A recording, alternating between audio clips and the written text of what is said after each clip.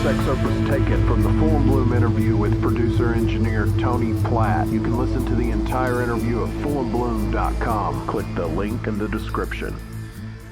Am I right in saying that you met Mutt Lange at Roundhouse Studios during the recording of AC/DC's Highway to Hell? Yeah, basically I was introduced to Mutt by a mutual friend, a guy called Adam Seif. Mutt had mentioned to Adam that he was getting ready to mix the AC/DC album and he wanted to get this kind of real solid English rock sound to it. And Adam said, I'll tell you, the guy that you should get is Tony, because he worked at Islands Basing Street Studios on Free, Mott the Hoople and stuff like that. So he's very much aware of what that sound is all about. So then I got invited to go down to the session at Roundhouse and just meet everybody and basically got hired. Do you recall anything about your first impression of Mutt? Oddly enough, I'd actually met him sometime earlier than that, probably a couple of years earlier than that, because this same mutual friend, Adam, he had a small studio down on the south coast of England, and I used to do quite a lot of engineering there,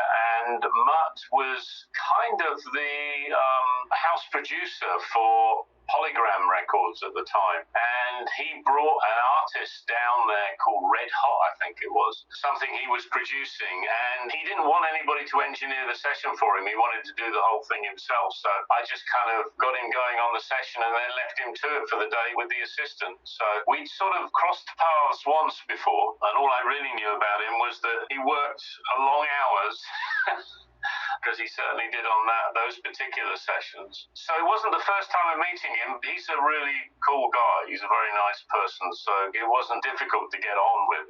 And the rest of the guys, very, very friendly. Bon was the most friendly. I mean, I'd only been in the room about 5 minutes, and Bon was, well, you want a cup of tea? And so he went and made me a cup of tea, and I just kind of sat around chatting to everybody. I know you were faced with some challenges on mixing that record, and one being, I think you had told them that next time, due to how Mutt recorded with the separation of things, that he should add some ambience later. Could you explain how you would do that? Well, it was a technique that I'd used on a number of occasions, actually. It was just simply, I just wanted to have some sound from each of the microphones or each of the instruments bleeding onto the other instruments. So it's something that I normally call it ambient glue. It's what makes up the spaces between the instruments and what helps to stick it together. So it's pretty simple, really. You just choose certain microphones and you feed them through into a pretty hefty set of speakers in the recording room, and then put a couple of microphones up and then feed that back into the mix. It's not that dissimilar from adding reverb or chambers, but it's under a slightly more controlled situation. And of course, it's a lot drier than it would be with a chamber, where you're actually encouraging the chamber or the echo plate to be much more reverberative and resonant. What you're doing here is you're just really adding the sound of the room to the other sounds of the instruments. On Back in Black, I put up ambience microphones, and on Back in Black we recorded more of the instrumentation at the same time than was the case on Highway to Hell. A lot of the things on Highway to Hell were overdubbed single instruments, whereas on Back in Black, all the songs were recorded with 2 guitars, bass and drums live in the studio at the same time. Was the band involved in the mix of that album, or was it just you and Mutt?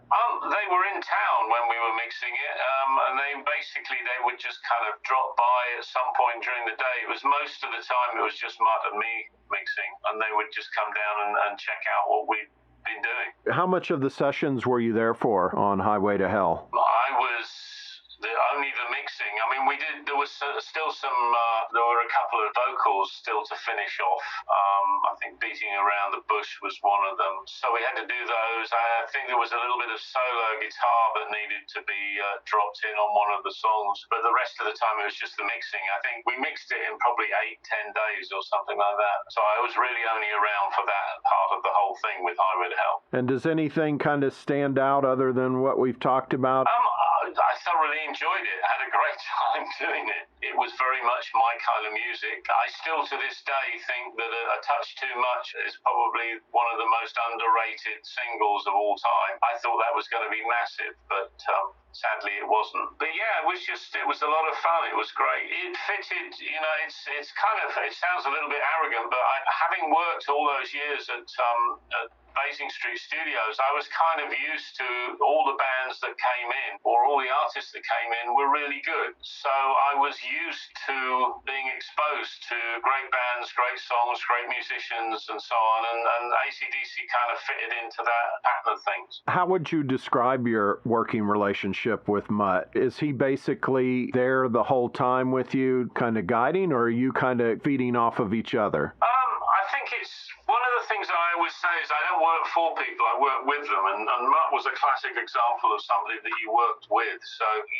we fell very easily into what my job was, what I was responsible for doing. And the professionalism that I'd learned at Island Studios at Basing Street, I was able to call upon that because that's what we did. The most important thing to us was to do the job as well as it could be done. And everything else took second place to that. So I just carried on doing that kind of thing. So, for instance, when we went into mix at Electric Lady Studios, I went in the day before to set up the monitors so that when Mutt came in, we didn't have to fiddle around with those sort of things. And obviously he called the shots. The buck stopped at him, but there was plenty of room for my input into things, and he just trusted me to kind of get on and make sure we captured all the things that we needed. I mean, I think we sometimes slightly disagreed. Mutt would particularly want to have the perfect take with the perfect arrangement and so on, and the perfect feel as well. And sometimes you got a take that felt really good but was a little sloppy.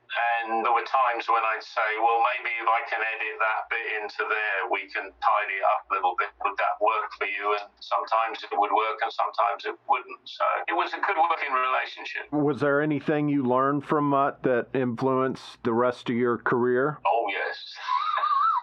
Yeah, I mean, he's probably one of the best vocal producers that I've ever come across, and I've taken so many of the lessons that I learned from him in that respect, and also the just general respect for musicians. There was a circumstance we were working on something, and there was a bass player who there was a simple bass part, and he was just having so much trouble with it, and we'd spent quite a considerable amount of time trying to get this bass part right. And I knew, Mutt being a bass player, that he could play it in about 5 minutes flat, and I said, why don't you just play it? And he said, well, I could play it, yes, but it would destroy him, and he needs to play a lot more bass on this album. And I suddenly realized, there's more to it than just kind of getting the job done. There's people involved, and they deserve the help and respect that they should have.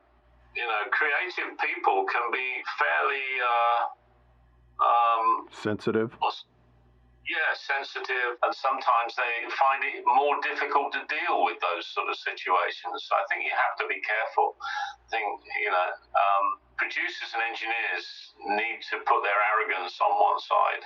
And so Mutt would always make sure, no matter what, that person played the part. Yeah, I mean, he's obviously he's gone through working with other artists where he has replaced stuff, but he's done it in conjunction with the artist. I mean, Def Leppard would probably be a very good example of that. He basically led that through one note at a time, but that was always agreed and was understood by everybody that was involved. Regarding his vocal style, what was it that influenced you? Well, I think that the thing that I learned was everybody views singers as being slightly difficult and a little bit neurotic and so on. There's plenty of jokes about it. And I think what he taught me was that it's not an unreasonable thing for a singer to be like that, because if you're a guitar player, you can change your guitar strings, and if you're a bass player, you can change your bass strings. If you're a drummer, you can change your drum kit. But if you're a singer, you've got the voice that you've got. And what you don't want is a situation where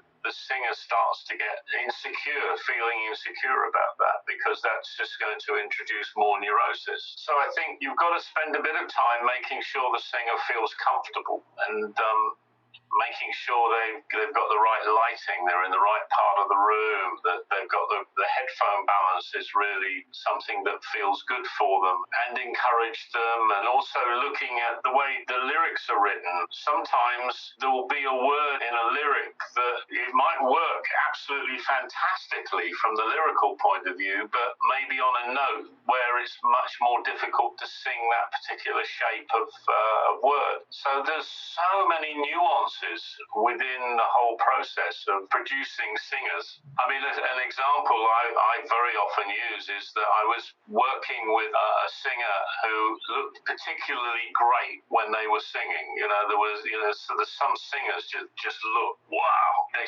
switch on, the whole personality shines through. And I kept saying, oh, come out of this, that was a great take, it was a really good take. And they come into the control room, we'd listen back and think, I'm sure that was better when you were doing it. And I suddenly realized that I wasn't actually listening with my ears, I was listening with my eyes. And so I put the singer around the corner so I couldn't see them.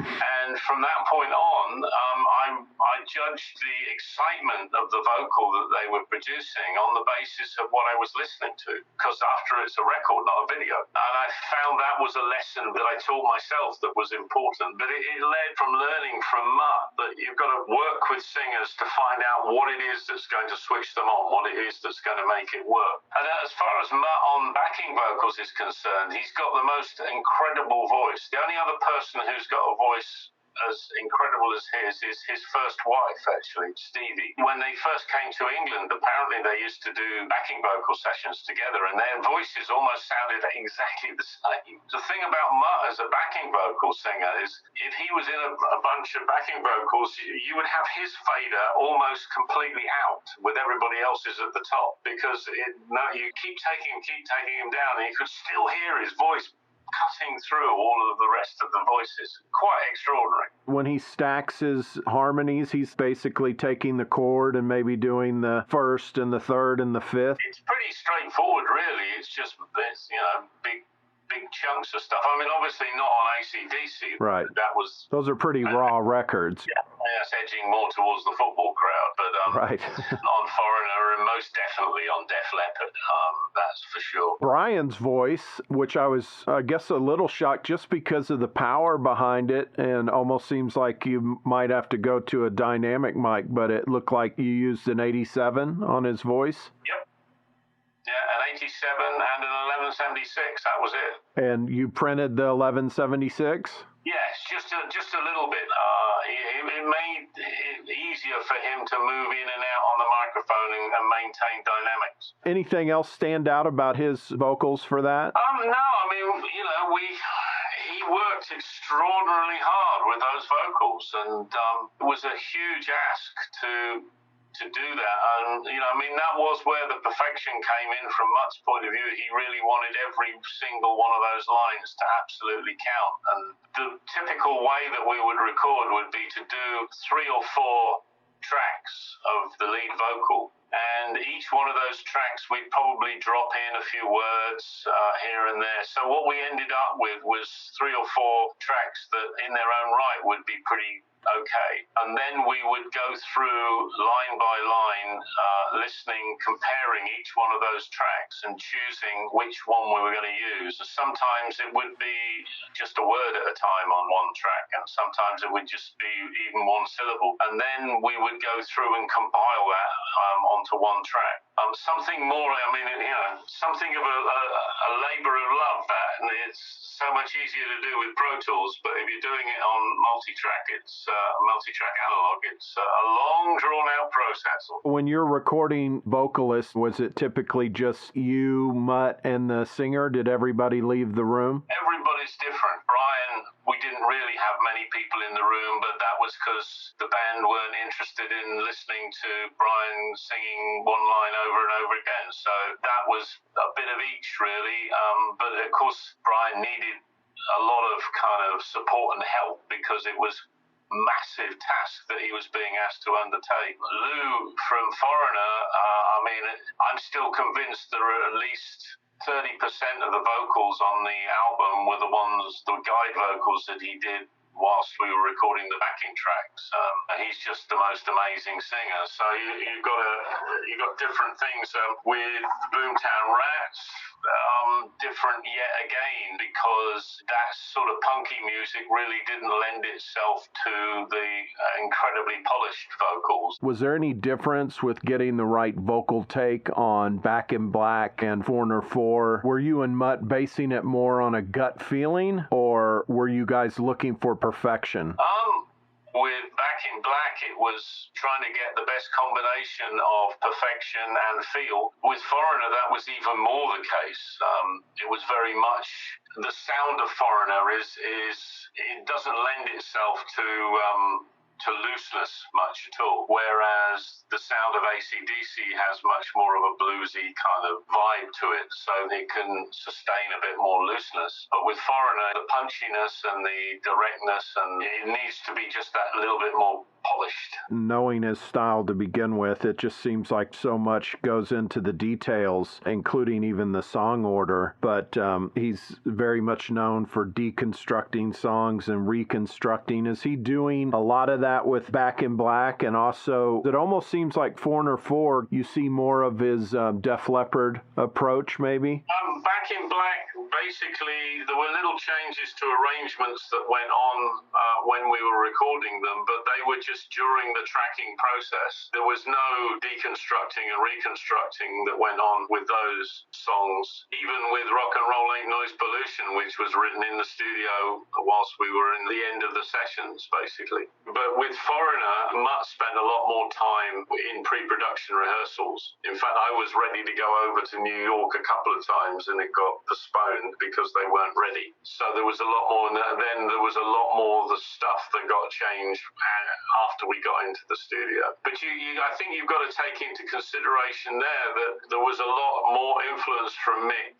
Mick had much more of a producer head on him. Right. So part of the trick there was for Mutt to include Mick without Mick taking over, but not to exclude him in a way that he felt he didn't have the control he wanted over the music. So, there were two very, very different records. It's funny because that first song on Foreigner almost sounds a little AC/DC-ish a bit, but no, they definitely sound completely different. The drums almost come off as a drum machine on Foreigner 4. And I had heard that Mutt liked to do things to a drum machine or a click track first, and then the drums would come in at the end. Was he doing that on either of those records, or was Back in Black kind of the standard approach where you get the drum tracks first? Back in Black, we cut 2 guitars, bass, and drums at the same time, no clicks. Which he's known to basically be just an incredible timekeeper anyways, Phil Rudd. Absolutely. I mean, when you capture a band like AC/DC, you have to capture them the way they are. So what about...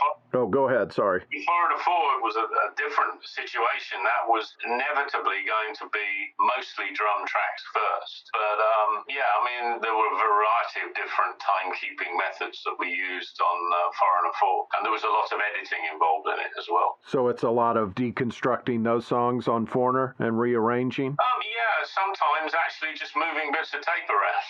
Some of the old school guys I'll talk to about pre-production, they would complain that sometimes it captured more of the vibe and they'd go in to record the song, and sometimes that was lost. Whereas, say, nowadays, the pre-production basically turns into the actual song, right? I think one of the things that I've always guarded against, I've actually said it like this, is I've said to people, when we're in the pre-production stage, don't record the album now, please. I've tried that. There were a couple of artists that I tried it with where I said, let's go into a studio to do pre-production and we'll record everything just in case it comes out really good. And my experience with that has been that it doesn't, because you might capture a couple of little aspects of it, but generally speaking, it stops you from moving forward creatively. So I'm a little bit wary of doing that. I think that you have to leave as much as you possibly can open to develop. So you've got those basic components, but you need to encourage those to develop at the same time. So I think that's, I know what that is. The other problem you see that does arise is that you get demo-itis, then you get rough mix-itis, where there'll be a certain point when somebody in the band band or the artist says, oh yeah, well, I really like the way this happened in the demo. And you have to kind of lead them through, yeah, okay, that was great, but none of the rest of it was. You know, we've improved everything. Let's just work out how we can bring this particular component into what we've done. You know, let's not just change everything and spoil it for as we say, a halfpenny tar. Let's try and keep it moving forwards. And it's the same thing with rough mixitis. You know, if you let the artists run around too much with rough mixes and they play them to all their friends, then you'll get one of those friends who, when you do the final mix, will say, oh, I really like the rough mix much better. And it's not because it was any better, it's just because they've become familiar with it.